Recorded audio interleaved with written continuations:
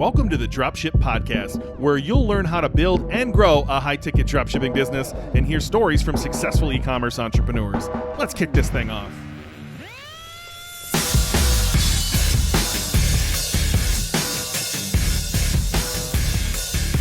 Hey, welcome to the Dropship Podcast, live in studio. I hope it's not echoing. I hope the fan doesn't come off. It's hot as piss here in Australia, but we're live. We just wrapped up Dropship Breakthru Live, the second one of this year in Noosa Australia.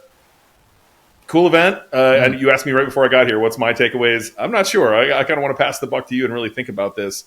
It's surreal. It's surreal to think that I am halfway across the world hanging out with you, and 30 entrepreneurs showed up to hang out with us. Kind of surreal, honestly.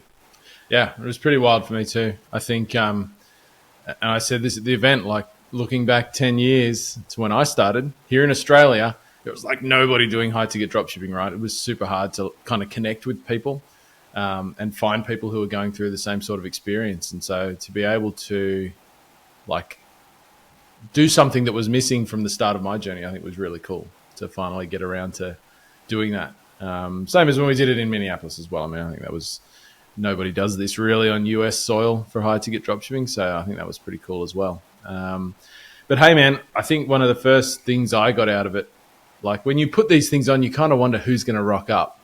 I mean, I actually thought, I wonder if anyone will rock up because it was the first time we were doing it, right? And so it was cool to see, to me, like there were some people in the room who showed up who hadn't even launched their business yet. And to me, that's wild. I think one of those guys, Will, was like 19 or something like that. Yeah. And if I think back to when I first started, I wouldn't have done that. I think I would have been too scared to show up to an event right at the start. Like I would have been thinking, man, I don't belong here yet. I haven't got any success yet. But so we had a few guys like that and women. And I think that was pretty cool to see them alongside like people who had been doing it for like 6 years, still showing up for these sorts of things and very prepared to learn. I think it was super cool to have people on either end and certainly everywhere in between as well, kind of get to hang out. And, I think that's a really cool thing and something probably I didn't expect necessarily. It's always good to see the community come together. I can remember being super nervous going to events like this and then finding your people and you're like, you just kind of settle in and you realize, oh man, this is where I belong. But it does take a little while, but you see that. We saw it in Minneapolis. We were handing out bags and people didn't really want to hang out with us. They wanted to go hang out with all the other people that they had seen on a Zoom screen or whatever, and now they're in person.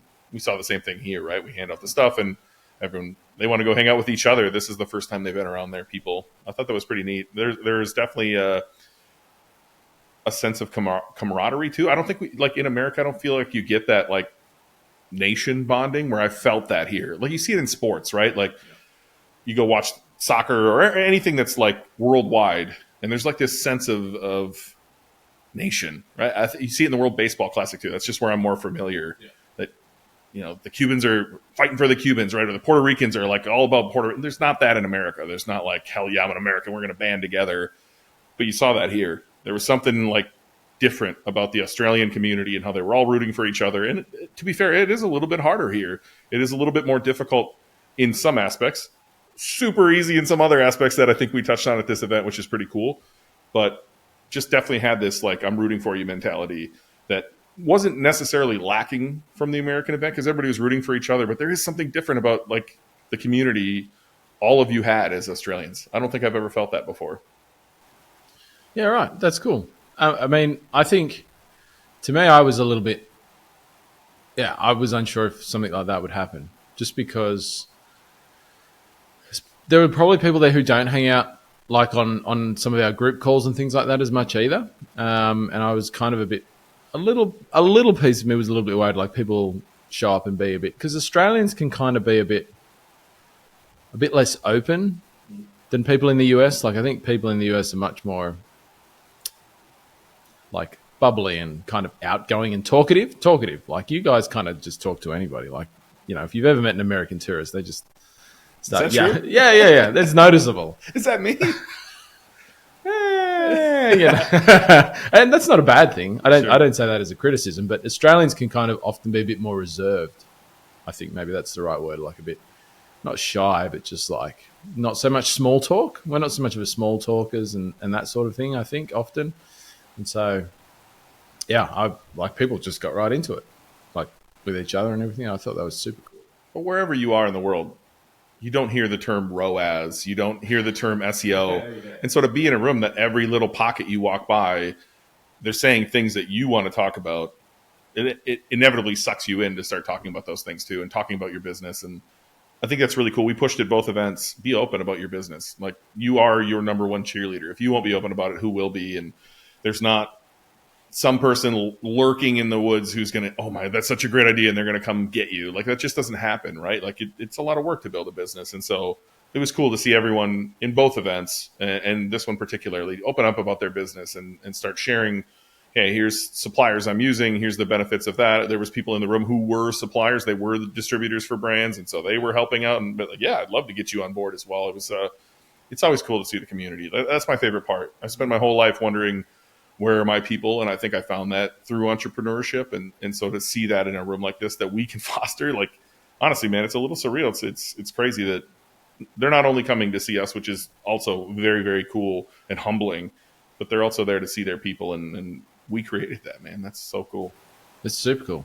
Yeah. It was like competitive. Both events, there are competitors sitting in the same room and still and like not getting like standoffish with it or anything like that. Just, yeah, still being open and sharing and that sort of thing. And that was, yeah, I mean, coming from a very different dropshipping background, I think, to where a lot of these people, like some of these guys started with us, I think, you know, in other communities, high-ticket dropshipping communities, is very different. You know what I mean? Like, look, just call it out. Like, we both came way back. Like, you took it in 2014. I took it in 2015, Dropship Lifestyle. That's where we started. There's a reason we're here today. There's literally an episode on our feed if you haven't watched it yet. It's Dropship Breakthru versus Dropship Lifestyle or something like that. There's a big fucking difference between the courses. And so one of them is not being open. One of them is simply content. And we got that feedback too. Like, there were so many people that came up and they were like, fuck, man, I've been to the DSL events. You guys crush. This is light years better. And then I would, you know, be like, hey, can you go say that to the camera over there? You know, like, we came from that. We know what that is. Sure. Can you start a business with that? Yeah. I mean, that's the launchpad version of our course. That's the same thing. Here's all that. And then, you know, we had to create 200 plus videos and all the stuff you have to learn to run a business. And so sharing that, being open about your business, these are all things that we try to foster in our community because we didn't find them elsewhere. Absolutely. Yep. I like that you called that one out there, Ben. Why not? Yeah, I don't know. No, sure. Whatever. No, it's true. It's true. Yeah, it's always wild. Like, you know, the feedback you get from people as well. I think, yeah, it was really good. I was actually a little bit surprised. I don't know why I was surprised, but yeah, it was nice to hear. I'll tell you what I really liked as well. You took us through that mindset session again. You know, once again, something I don't think anybody else in this space talks about is the mindset stuff. So the stuff that Elliot took us through at Minneapolis, and then you did a pretty good job of recreating that, I think. Big shoes to fill. I think that went pretty well. I mean, I think that, I don't know if everybody realizes the value of that session when they first go through it, but part of that was, you know, we sent the mic around the room and had everybody share like what their fears are, basically.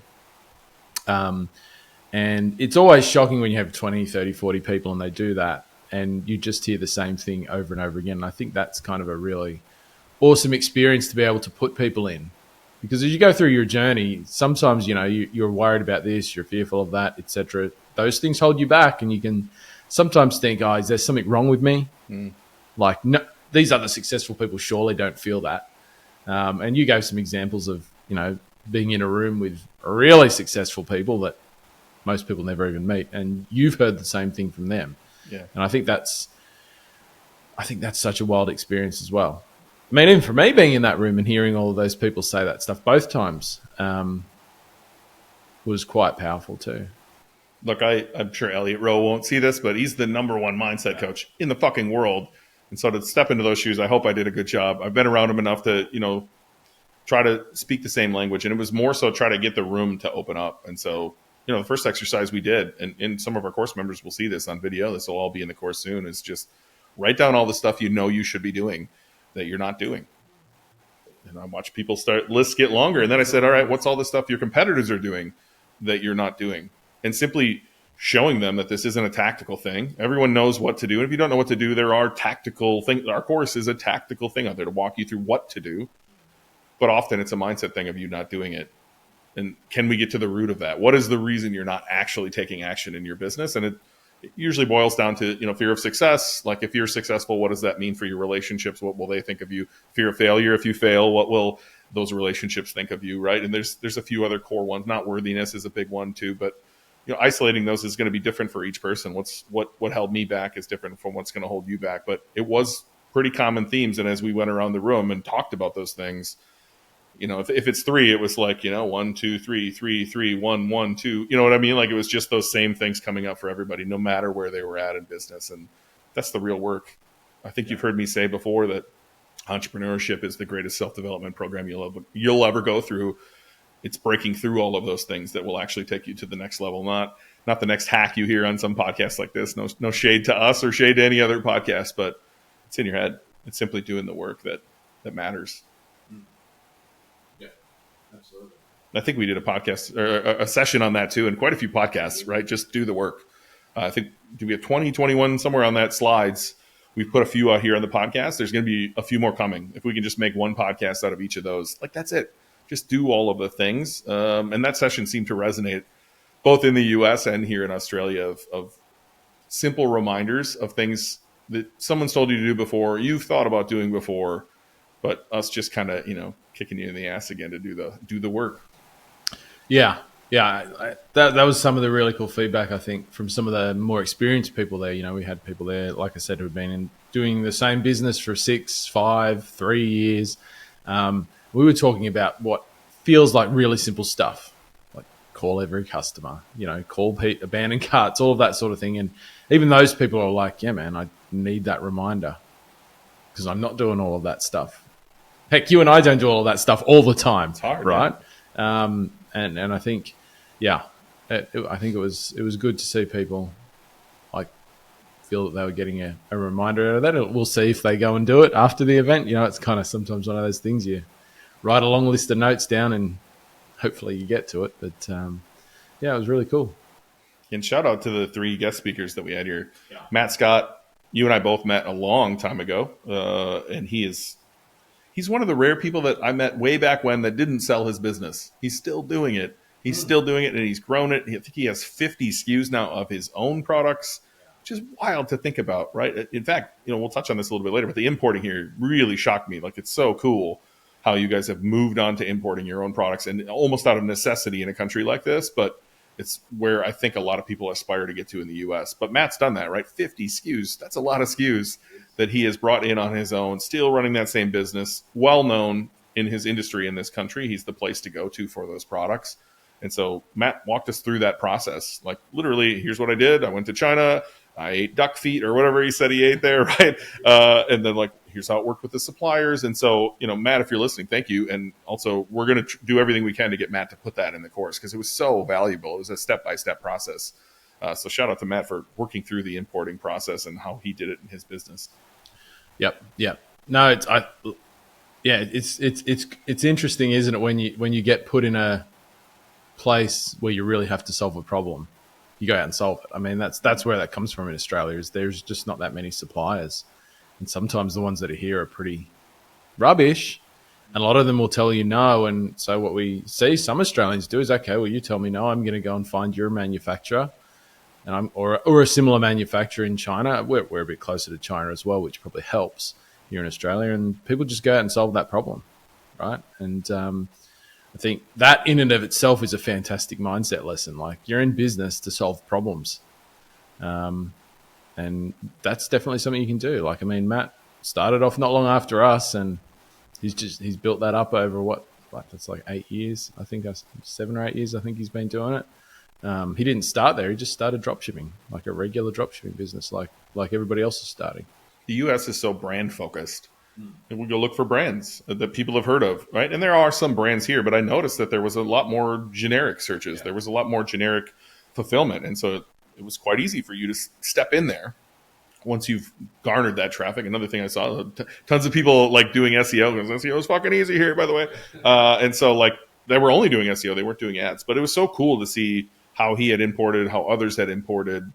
I mean, I got to that step, right, with one business. I helped another company get there as well. And we have a little section of the course right now that is the beginning part of that. And then saying, hey, somebody please reach out. Let's do this process. I was shocked to come here and see how many people were actually doing that. Like, it's so fucking cool to me that many people in this room were importing. You said I don't think I even knew that about you, that you were importing before. I'd heard the story about underneath your deck outside. And that has me very excited. In fact, we talked to somebody about an idea you and I had. And, hey, can we do that in Australia? And like, you already have this experience. Maybe we can just step right in here. You already have the audience too. And so just cool, man. I don't know. I was blown away by how many people were doing that and really just kind of brushing it off as no big deal. Where I think in the US, it's like, oh, I'm going to have to do all of this. And here it was a little less fear of the unknown because it's so normal.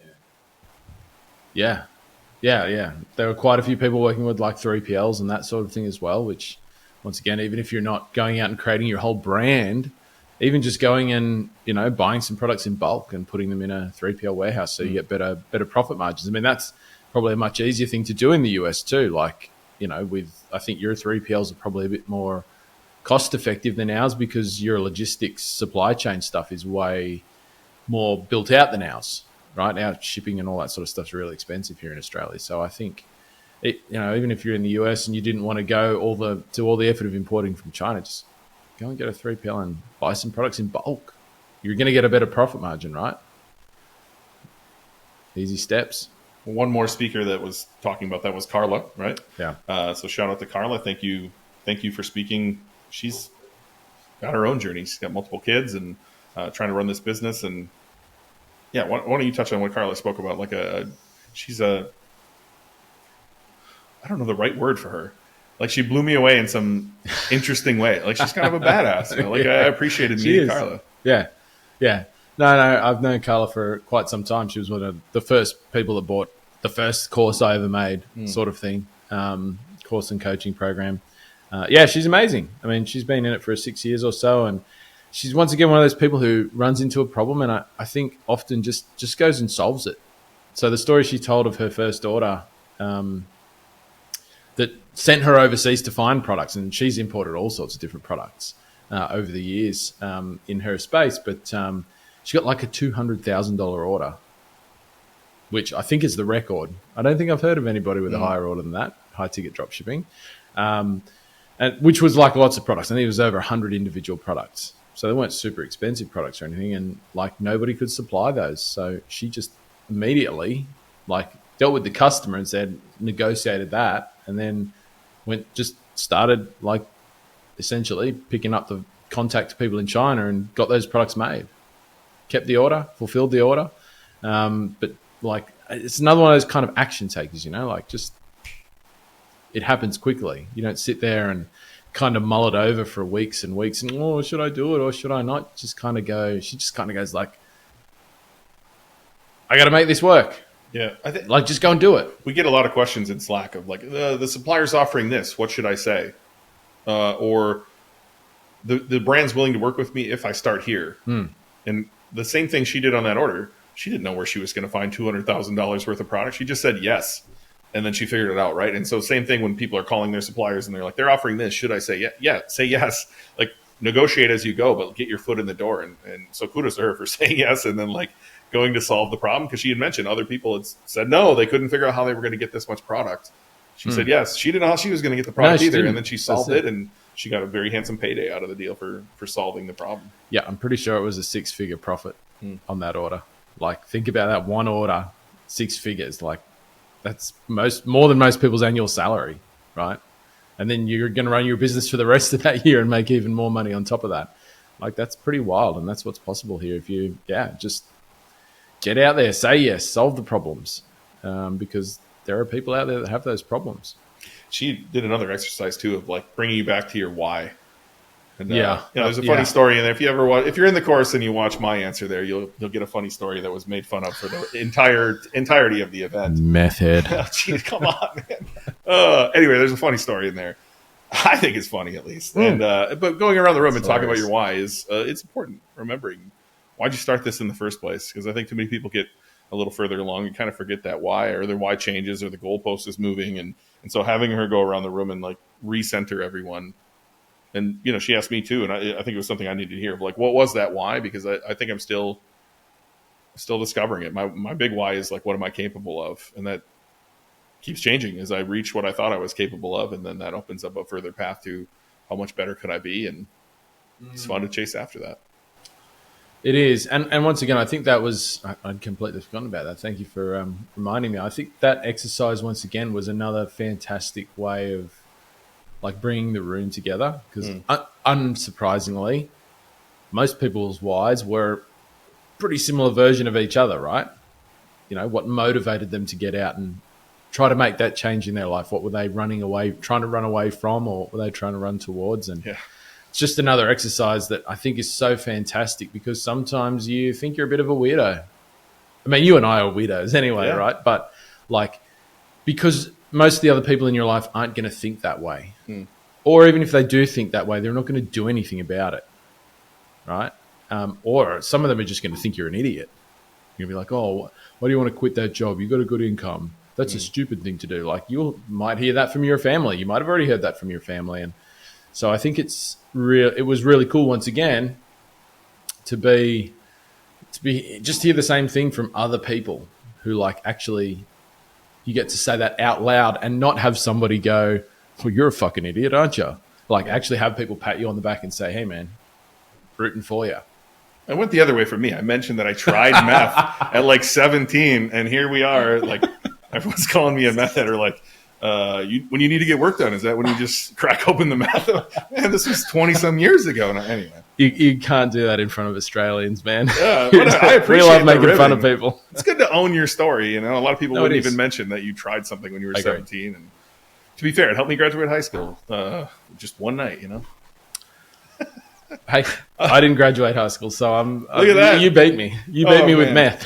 Imagine you guys are signing up for a course for a guy who is this uneducated. It's amazing. I did go to university though, so I did too. Minnesota School of Bartending. That's not a university. I didn't finish either. It's a 2-week course, and I you didn't finish bartending. Come on. Anyway, you didn't do enough meth. Oh boy. The third speaker was Blake. So Blake's been on this podcast before. I don't have the ability to pull up the episode now. It's pretty far back there. Blake and Tris were both on here.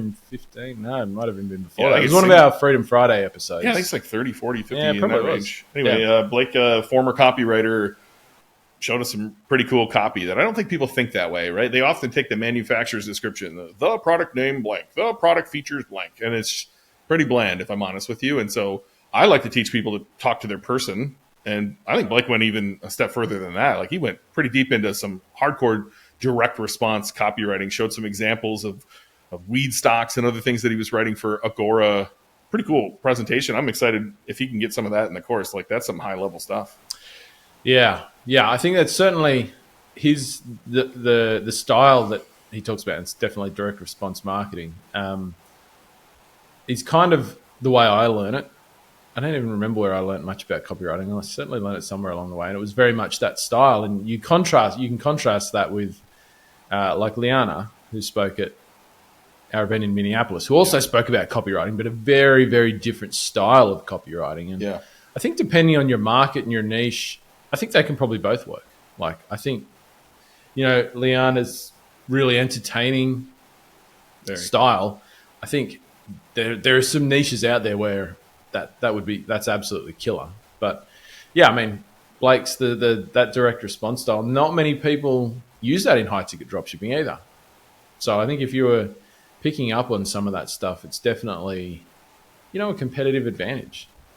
We talked a lot about content and different types of content that you could do on the dropshipping journey, and where we think that's going in the future. And, there's all different formats of content that are helpful. Some people love video, some people love to listen, and some people definitely love to read. And so for your potential customers who are reading, that's their preferred method of digesting information about your products, the sort of stuff that Blake talked about. And he's been a professional copywriter for some very big companies in that space, in online selling and e-commerce and stuff.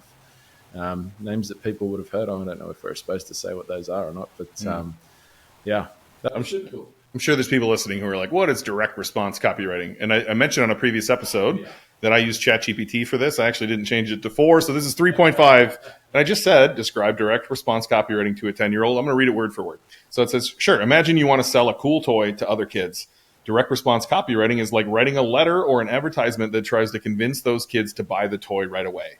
In this letter or ad, you would use words and pictures to explain why the toy is awesome. You might tell them about all the fun things they can do with it, like playing games or having adventures. You'd also tell them where they can get the toy and why they should get it right now, like saying there's a special discount or that it's running out of stock. The goal of direct response copywriting is to make kids reading the letter or ad excited and want to buy the toy immediately. It's like using words and pictures to persuade them to take action and get the toy right away rather than later. So it's all about convincing people to buy something by writing in a way that grabs their attention and makes them want it right now. Is that accurate? How does that sound? Yeah, I think the key word in there is persuasion. Yeah. So, and I think that's definitely, to me at least, the difference between some of the styles of copywriting. Direct response is very much about, Blake doesn't like it when I say the word manipulate, but and I don't say that in the negative sense, but it's very much about using people, the way that our psychology works, to persuade people that it's the right product to buy, that this is the right place to buy it, etc., etc. And not in like some people probably hear that and go, oh, that sounds really dirty and kind of unethical. I don't mean it like that. Like, we all go through a particular psychological process when we make the decision to buy something, right? Features emotions, logic, that sort of thing. And direct response is simply taking people through that journey on the page and providing the information they need to decide whether that product, provides that emotional response that you experience subconsciously when you purchase something. And then does the logic stack up for that product? Does it do the things? How does it do them? What's the mechanisms? Blah, blah, blah. And so, but persuasion is definitely, you're actively attempting to persuade somebody and being very direct that you want them to buy this thing, rather than leaving it up to them to kind of make up their minds, which doesn't really happen. So it's a style of copywriting that I really like. So if you go to Blake used our website as an example of some of that. You go to the dropshipbreakthru.com website. There's a bit of direct response copy on there. Yeah, secretly, I was hoping he was going to shred you. Like, not point you out and be like, John's so great, here's why. I was like, come on, shred him. He pointed out that it's pretty good. Yeah. And Blake's he's going to join the coaching team. Yeah. Dropship Breakthru. So if you're an Australian and whether you're part of the program or if you'd love to join and get some one-to-one coaching, and he might jump on some of our group coaching calls to teach a bit of his copywriting magic as well. There's an Australian coach on the team now, and that's really exciting. He's been doing it for, I think, since 2019. He's been doing the dropshipping really successfully, as well as the copywriting. So that's super cool. Yeah, he's doing pretty big numbers too. I had a chat with him about his business, and he's in a fun industry. I'll say that for sure. Yeah, it's cool that he's joining the team.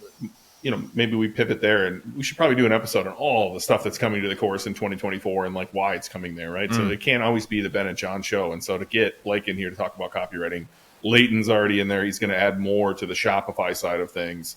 If we can get Matt in there to talk about importing, Valentina, Elliot's number one coach, who we spoke a lot about at these events, she's going to come in there and talk mindset.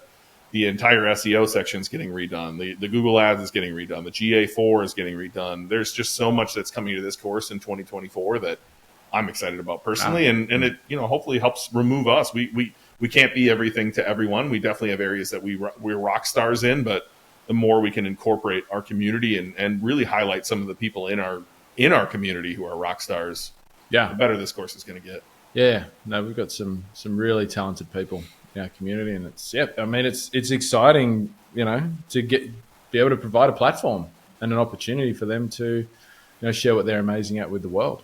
I'm really looking forward to that. It's going to be cool.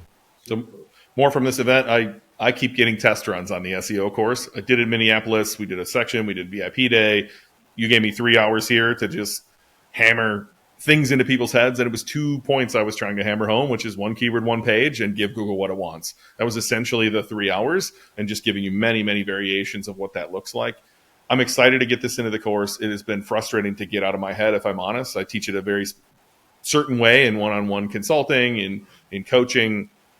I'm excited to get this in the course. I'm excited that that's actually coming in 2024, and I appreciate these live events at being a run through. I think a lot of people were overwhelmed trying to pack this into 3 hours, and so I appreciate the run throughs. I think people will like. You're gonna see these presentations in the course, and then hopefully you'll get to see the way I unpack it into a step-by-step process as well. It's been fun. What did you talk about? I know you had a couple windows of time. Yeah, certainly the one that I enjoyed. I think there was one I did that I didn't do in Minneapolis, and there was one I did that I did do in Minneapolis at our last one. The one I really enjoyed quite a bit, which is kind of ties in with some of the stuff you talked about, talking about content and SEO, was talking about retargeting and email marketing and how people can or should be moving. You've got to run ads, but as we talked about there, if all you can do is run ads, that's a window that's going to close on you at some point in time in the future. It's only going to get more expensive.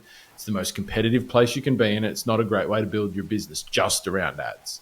Great way to get started. Great way to get your first sales for sure. And I don't think that's going to change. But SEO,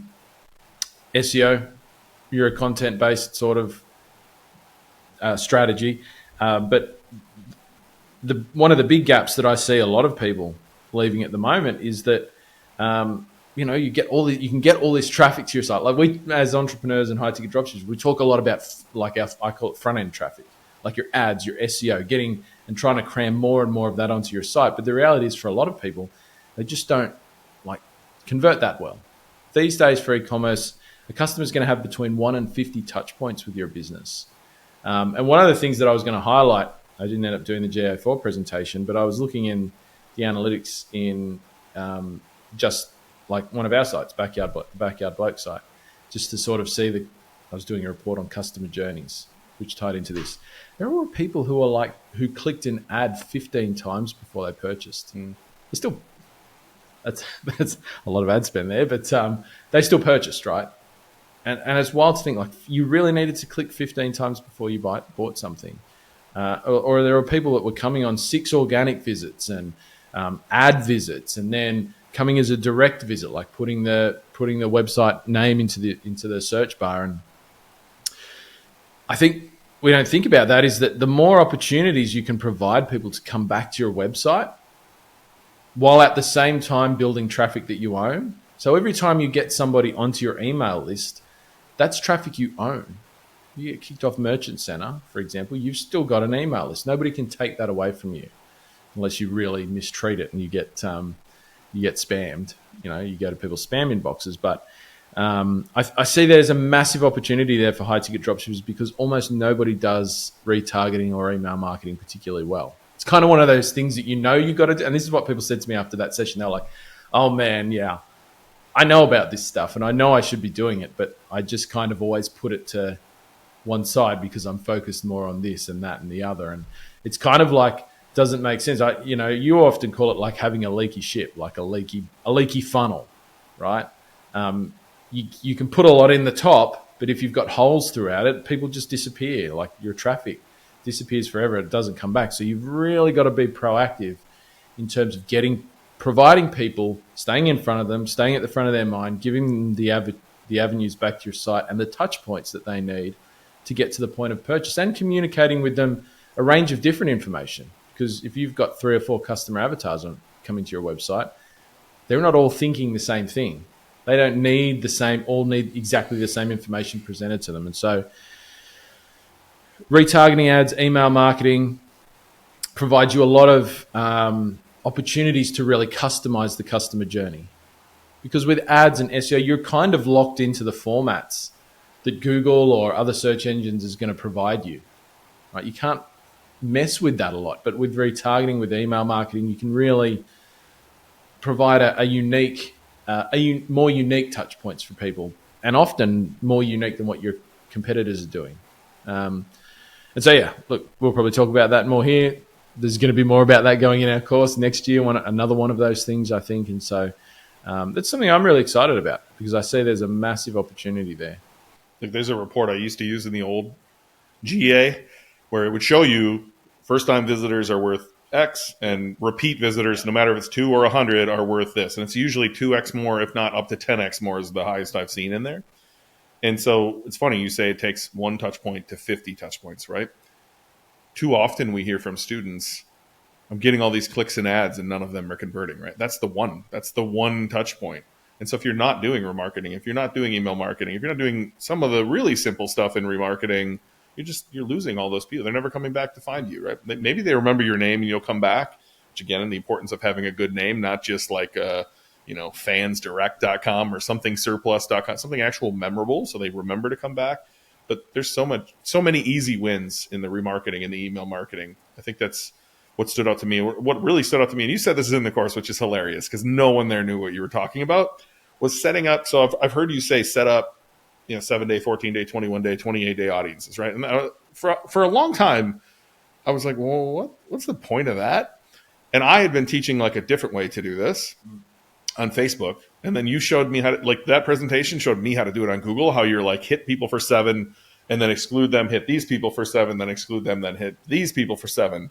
And I was like, oh, that's fucking genius, right? And so I think if maybe someone here is a Captain Planet fan, maybe they're old enough. Just immediately in my brain, all I heard was "when our powers combine," and I was like, this is going to be amazing. If you and I can just meet in the middle, we're going to make our students so much fucking money of like being able to teach this stuff.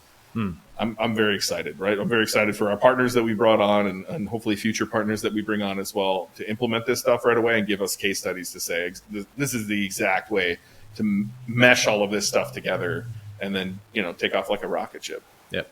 Yeah, that's cool.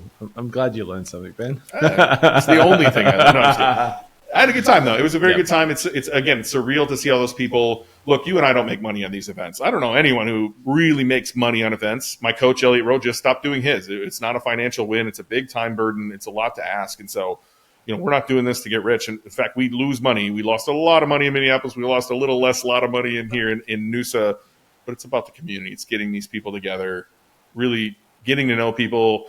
They can see us on a video and think whatever they're going to think. But if we get it together, it's so different in person. Like just being able to see you, right? Your presence alone, you have a different feeling for someone when you meet them in person. You find your people.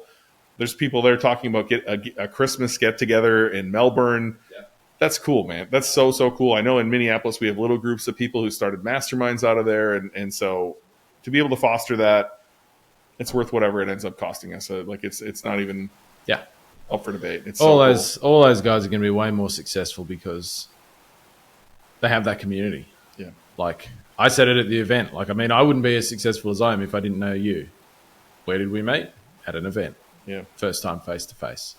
So I said the same thing, right? Yeah. Leanna, Leighton, met them both at events. Elliot met at an event. Valentina met at his event, and just George always said this to me. My old mentor George would say relationships beat algorithms, and he's talking about not having to run ads. It's all about the relationships you build with your customers. I think that extends everywhere. It's the relationships you build everywhere in life that are the real boons to your success or boons to your health or whatever it is. It's a relationship you build, not some random thing you saw or some Zoom or some group coaching that we do. Honestly, it's like when you form those bonds with people, that's what really makes life special. Thanks for listening to the Dropship Podcast. You can find all the show notes for this episode at dropshippodcast.com. And if you're ready to take the next step in your dropshipping journey, we invite you to join us inside Dropship Breakthru, where John and I will walk you through step by step in starting your own high-ticket dropshipping e-commerce business. But that's not all. Dropship Breakthru will also teach you everything you'll need to know to grow your business and take it to the next level. So head over to dropshipbreakthru.com and sign up for our free training that will help you take the first steps towards building and growing your own profitable high-ticket dropshipping business.